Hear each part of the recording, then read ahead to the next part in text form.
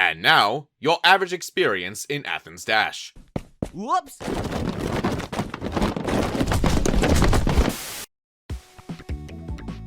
Hello YouTube! Morkez Marihser here. Mario Kart! Look, you saw the title. You know I gotta rank all 96 courses in Mario Kart 8 Deluxe. I assigned a top 96 to myself, and then some. What was I thinking? Oh yeah, that I'm passionate about Mario Kart and I want to give my opinions. Look, all jokes aside, I really do not want to waste any more time than I have to with this video. But I will at least address my previous prediction videos first. So, let's get that one out of the way. Here's my first prediction made after Wave 1 of the Booster Course Pass was announced. Here's how that prediction went. Not that great. Here's a cow. Here's my second prediction made after Wave 3 was announced. Here's how that went. Equally not great. Here's a cow. And here's a character prediction I made when those suddenly became a thing. Here's how that went. Not bad, actually. Here's a Vuvuzela. For those who don't know, I didn't use any data mines for the above, and I do not regret that. It was all done for fun and to be surprised. And boy, was I surprised. In ways that made me shout for Nintendo to stop smoking that Mario Kart Wii pot because this got overkill. Disclaimer, Mario Kart Wii is not actually pot. It is either a video game released in 2008 or crack cocaine. Please excuse any confusion between the two, as investigations are still underway. So, by the time this video releases, you've probably seen others rank the tracks. But if I'm ahead of the curve, I mean, I'd be shocked, but here's how I'm doing it. You'll get the ranking and my brief thoughts as I move through all 96 tracks as efficiently as I can. Halfway through, we'll break for the battle courses, as appears to be the style of the time, and just to add my own little flavor to things, you'll see how this all translates into a ranking of all 24 cups. If there is anything else to add, maybe it'll get done in a short because I am not adding anything else to this video. It is stuffed to the gills as it is. And of course, as always, this whole thing is based on my opinion and my opinion alone. You are free to disagree with me at your own risk. Now, let's just hope I'm not sick of this game by the time I'm done. I really do like it, but this is a lot.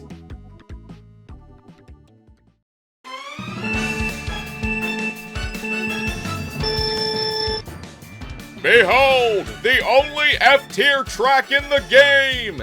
This looks and plays like it's as lactose intolerant as I am. It doesn't make sense, it barely functions, it's like Tour Incarnate! Now, off to the D tier before I need another colonoscopy!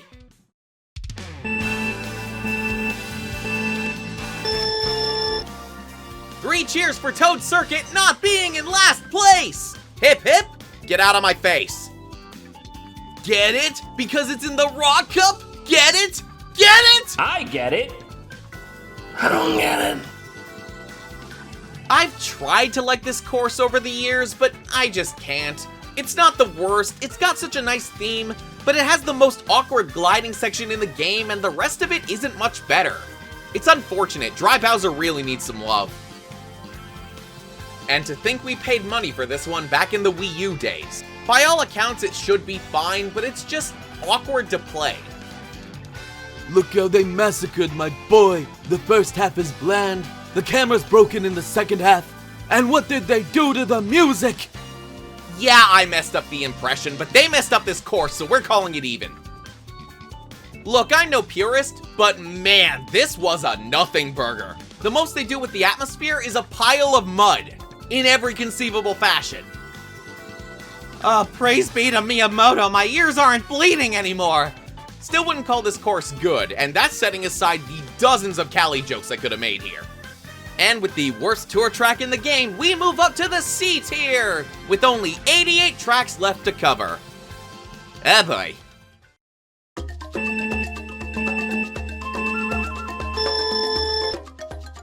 As a wee little Marihser, I grew up with DS and thought this course was a bit underwhelming. Please, forgive my younger self. Oh, how little he knew. You know, it'd be one thing if this were in the base game, but no! Back in the Wii U days, we had to pay extra for this. Yes, it is better than the 7 version, but that's not saying much. It's much prettier and has a couple more options than the original, but boring ice as boring does. Yeah, that pun wasn't even worth it. You know, they say this desert is dry, but the way I see it, it's more like dry wet. I'll see myself out. The best description for Riverside Park is its obstacle of choice. Patooey. It's lucky it has the waterfall and the music, because without that, it's a giant patooey. Look, I get it. One of the original Mario circuits had to show up. But what is Nintendo's obsession with this one? Is it because it showed up in Wii or something? Yeah, that's totally the reason, isn't it? Uh-oh. I think I smell a counting gag. Okay, at least this Super Nintendo course does something to make it feel new. Okay, it's just the Monty Moles and the water, but at least that's something. While not quite as diabetic as Sky High Sundae, the luster of driving around a giant cake gets real old real fast. On the one hand, it is better than the original. On the other, well, you can take the shroom out of hell, but you can't take me grumbling out of this volcano. The Ultra Hands were a genius world-building novelty and were amazing at launch. 9 years later, it's just kind of there. If I told you there was a track in this game called Water Park, you'd guess every detail right, except for the Wario colors. I still don't know what he has to do with this. More than any other city track, the layout here feels completely random and janky, like they didn't think how fun this would be all the way through. Bangkok, on the other hand, has a lot more variety, which is kind of unfortunate because the layout isn't much more fun to play. I don't want to rag on this one too much, but compared to any prior iteration, it feels so featureless. How is Daisy Cruiser, of all things, in one ear and out the other? And we're back to the cities. Amsterdam, I mean, it's unique, but the elements that make it so also don't really feel naturally integrated. For one example, the flower section feels like it comes right the hell out of nowhere. And speaking of right the hell out of nowhere, we are on to the B tier with a whopping 73 courses left to go.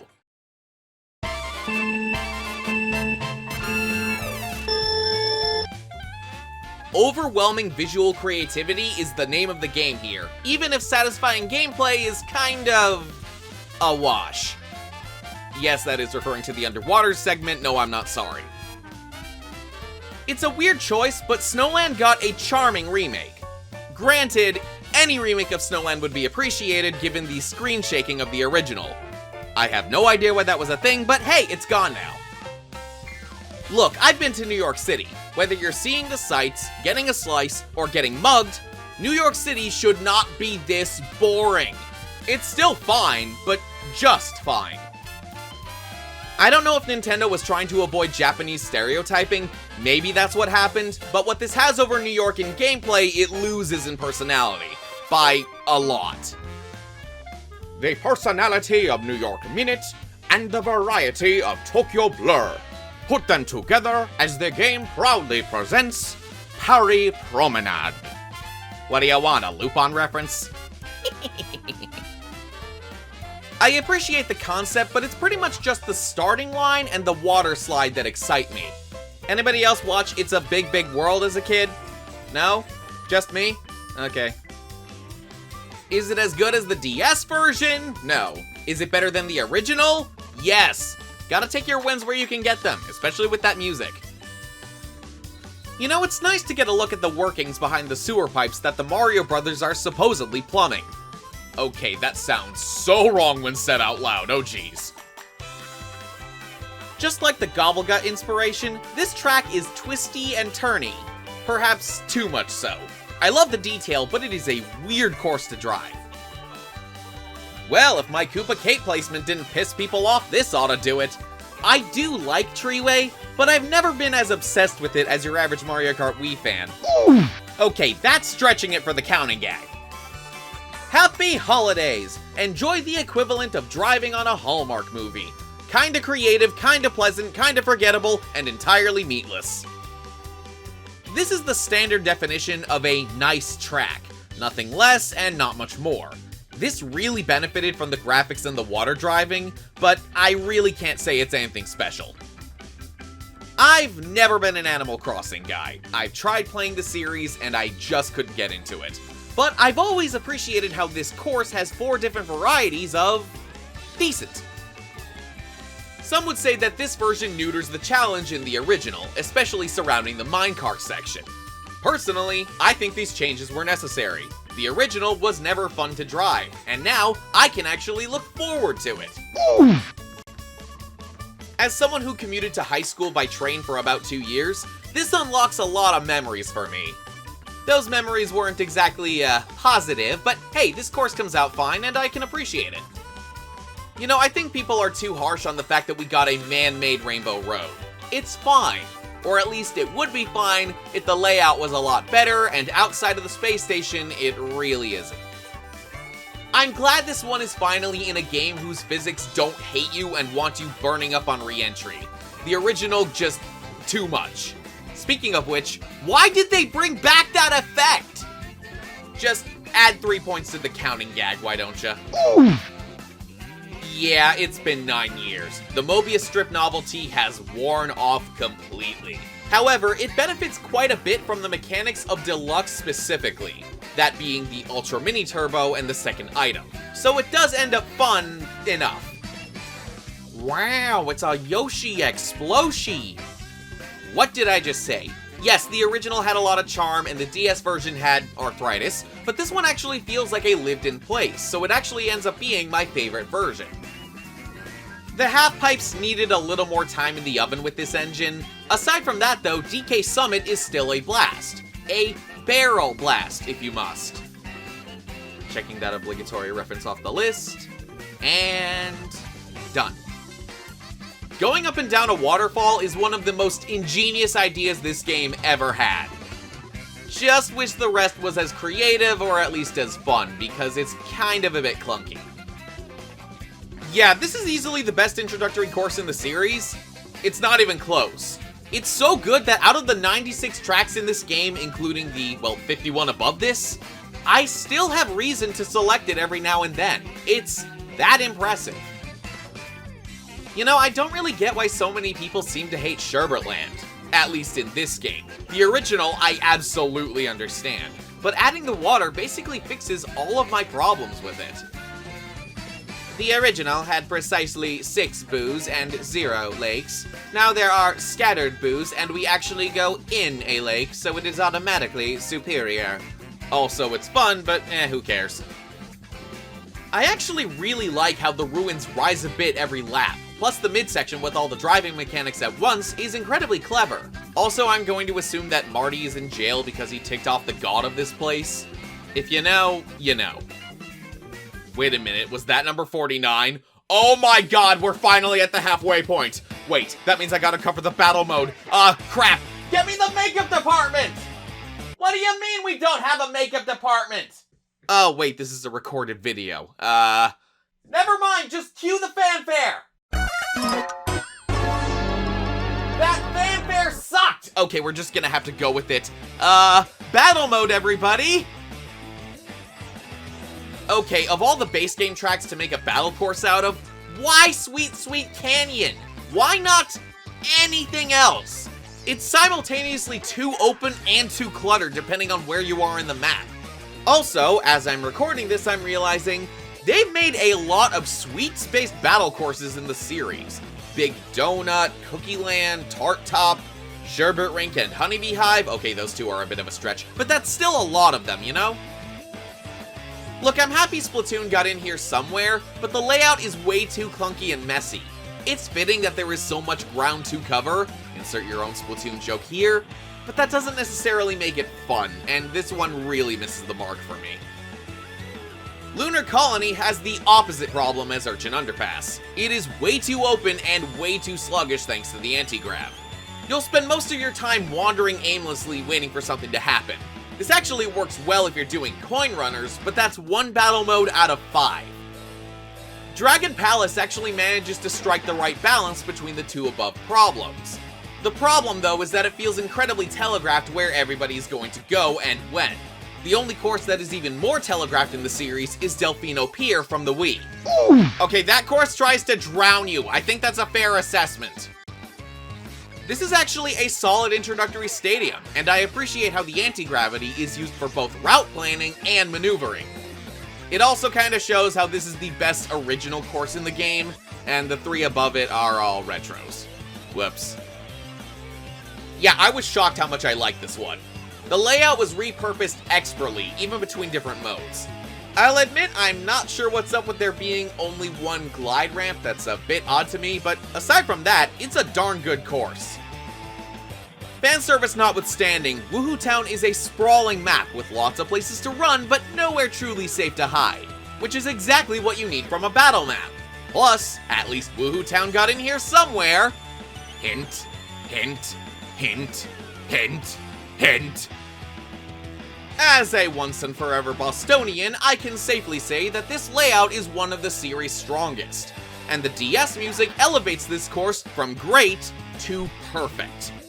Okay, there. I did the Schaffrillas bit, in the middle of doing the Schaffrillas bit. Now we can get back to the remaining 48 courses proper, so let's resume the B tier.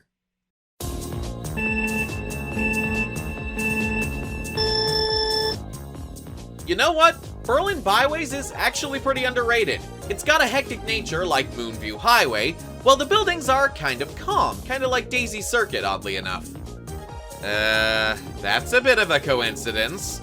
I mean, it's very charming, it's nice to see it back and all, but we really didn't need it, what with all the tour courses and the Wii courses. So I think it'd be good if we just stopped here. Oh my god, what is going on?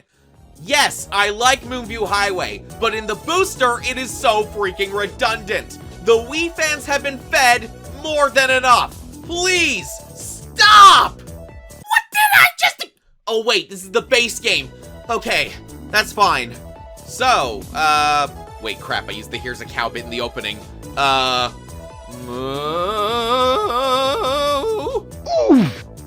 god, just let the next one be safe. Oh, jeez, actual Italians. We are so sorry for the accents. We like your course, and, I remember the Trevi fountain from Mario is missing. Does that count? What the hell was I on when I wrote that? Okay, I think we're safe now. Just stuck in traffic. Actually, I really do like the changes on this one. The original is just way too stupid to play. And speaking of stupid, we are finally out of the B tier. Moving on to the A tier with only 42 tracks left to go. Remember when Mario Kart games only had 16 tracks in them? Yeah, me neither.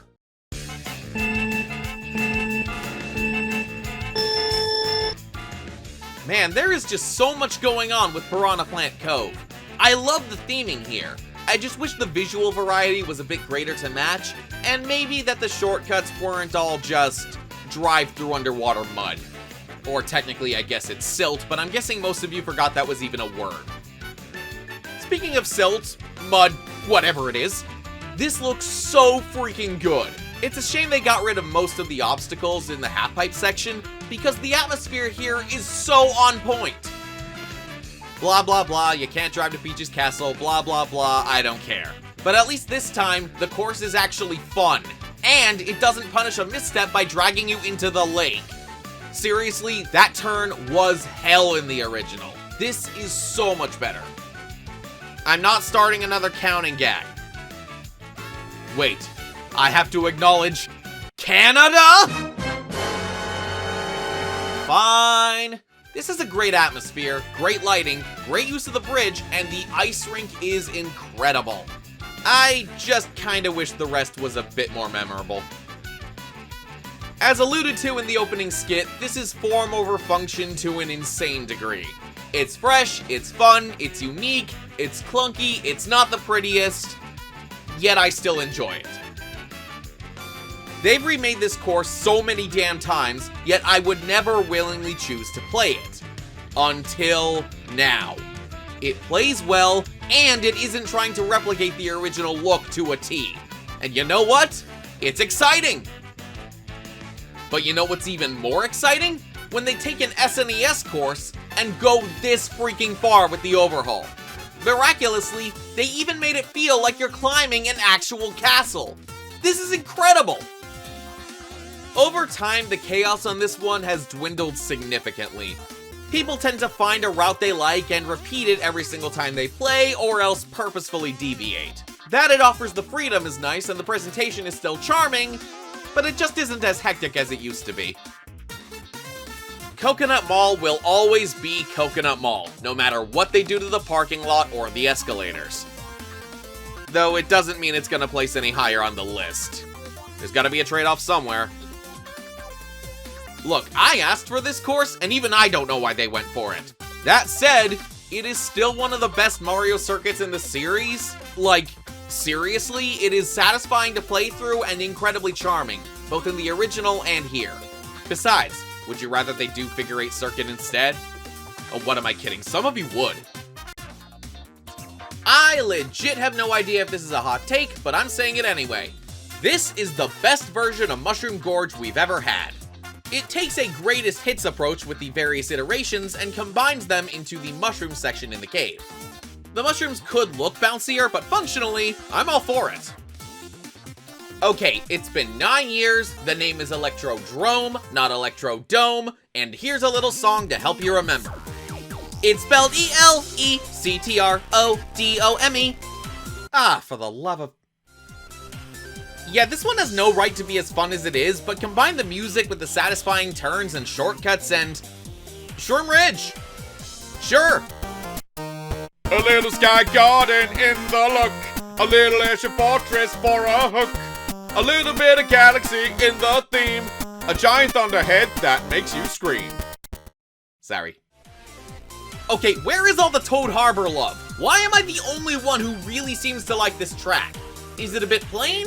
Maybe, but it's incredibly charming, the atmosphere is nice, and it is a super satisfying drive.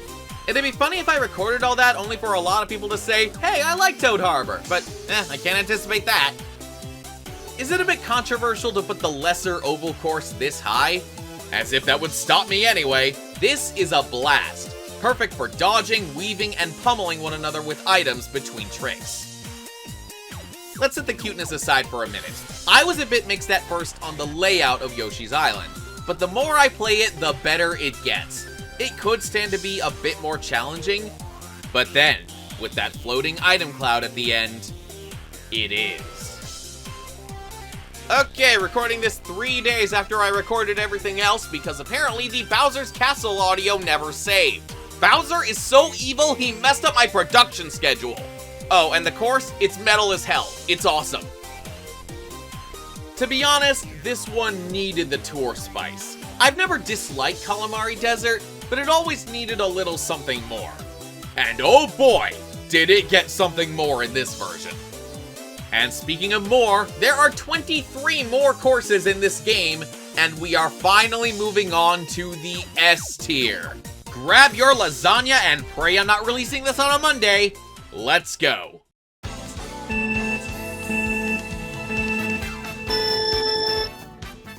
Ah, yes. Babies with weapons at an airport. Rated E for evacuate the building. YouTube, that was a joke. That was a YouTube, that was a joke. That was a joke. Sydney Sprint didn't end up the strongest tour course from the game, but it held that mantle for quite a while. The ramps, the boat, the split sidewalk, and especially the music. I mean, who could say no to that saxophone?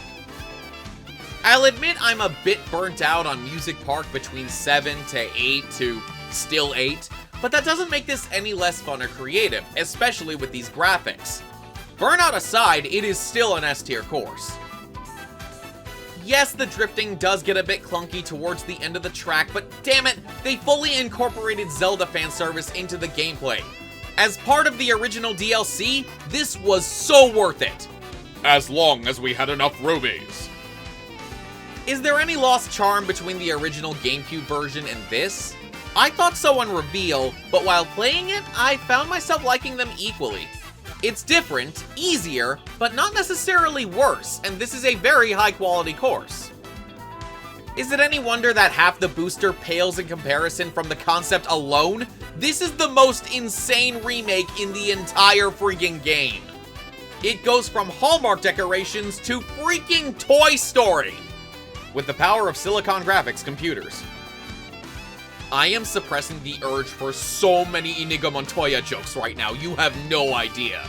But either way, this is so close to being the best tour track in the entire game. If the stadium music alone doesn't sell you, well, you're entitled to your opinion. Oh god, there are so many jokes I can make on this one. I think my face is going flush!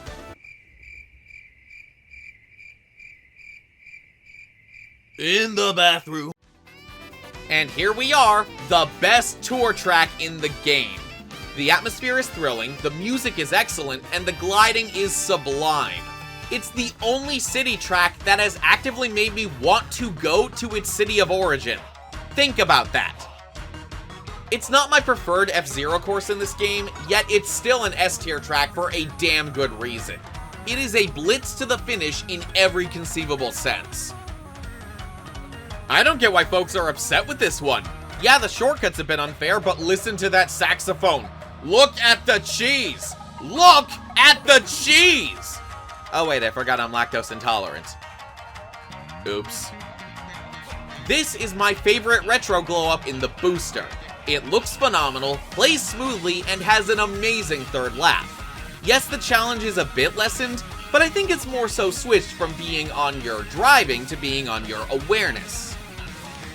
I did not expect DK Jungle to rank this highly, but I guess my love for it is stronger than a golden banana.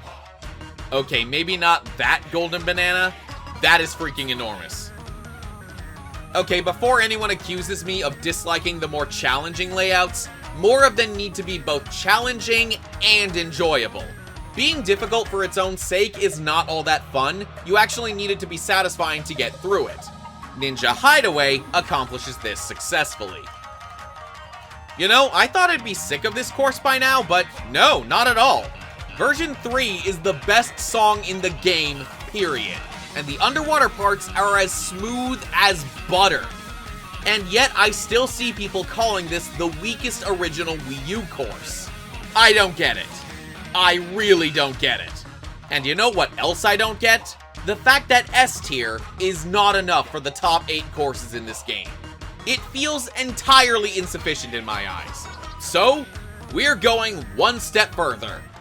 Welcome to the Deluxe tier.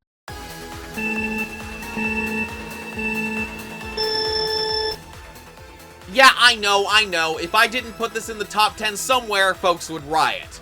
Well, I prefer this version to the GameCube original, so riot away, I guess. Look, it's Baby Park. Unless you're the DS, you can't screw this up. The booster version of this is about even with the amazing original. I'd say I like it a little more, but it's give and take. Although, all things considered, this isn't my favorite Rainbow Road in the series. Because this one is. This was the perfect choice for the final course of the vanilla game and the cover of Deluxe. It is a 3-section, fun with friends victory lap, fixing basically every problem with the original. If anything, we just want it to last a little longer. Okay, I really did not expect Wario Stadium to get number 5 on the list. Hell, it almost got number 4. But seriously, the glow-up is amazing. Look at how they put in the trick system and the anti-gravity. Look at the water, the gliding, the obstacles. It's astonishing! What broke the tie between this and Wario Stadium is the sheer use of theme. It goes above and beyond. The original game reused a lot of assets and themes from Mario 64 DS. Here, without that restriction, just look at it! And the changes they made only improved the momentum. The single best course in the original base game with a name that has invited the same joke over and over and over. I'm not gonna do that. Think of this as basically DK Summit, but fully realized as a 3-section race to the finish. I would say more, but let's just face it, there's no point I could make that wouldn't invite that one joke. Especially since this didn't make it on top. Wait, does that count? Dang it! For the longest time, I considered Mute City to be my favorite course in the game. As you can see, it isn't. But what put it up there to begin with was the sheer amount of thrill. the emotional experience I had just from the music, the visuals, and I'm not an F-Zero person. I can't play those games for the life of me. But hearing that saxophone and that electric guitar together, and rushing through all the boost panels and the anti-grav, it's really something special. And no other course in this game has really come close to that. Although, it was originally tied with my number one choice. And it took me conversation with friends and an hour and a half to break the tie. It all eventually came down to, which one would I rather play with friends right now? And the answer, the best course in Mario Kart 8 Deluxe is... Sky High Sundae! You know, when you really think about it, it's actually quite brave of the developers to give the player base indigestion. It really invokes that sense of, oh, you know exactly what I'm doing. It's Waluigi friggin' pinball, baby! It took me hours to come to this decision, but the king of the former best Mario Kart game ever made retains its title in the one to knock it off its pedestal. And I wouldn't blame you if you were a little confused. After all, there are a few things that are somewhat missing from this course that very much should be here. The music is reused from Wario Stadium instead of original, being the only course in the game to do so. The score tally sound at the end of the lap is missing altogether, which is a shame. And what's also missing entirely is the use of anti-gravity. It's not in this course at all. And yet, with all that said, I am playing a faithful glow-up to Waluigi Pinball with Mario Kart 8 physics. That is more than enough to put it at the top of my ranking. Playing alone, maybe I would rather do Mute City. It is more of a direct rush. But playing with friends, as this game is meant to be, I would absolutely rather play Waluigi Pinball and enjoy the chaos. And so we come to the end of the 96 track ranking. But not the end of the video, because I promised I'd be ranking all of the cups now, didn't I? To put this simply, I am averaging out the numerical placements of every course in every cup. But rather than run them all down individually, because this video's gone on long enough, here's the ranking right now.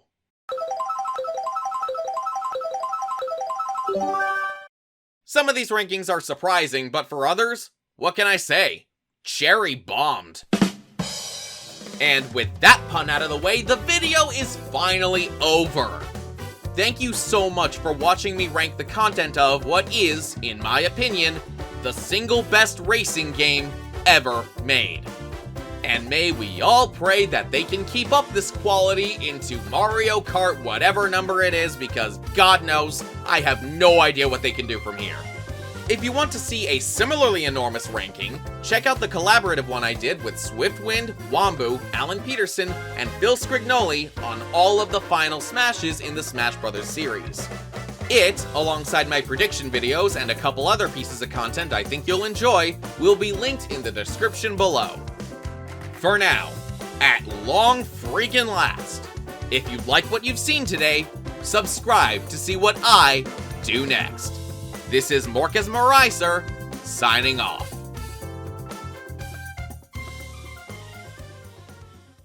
Funky mode.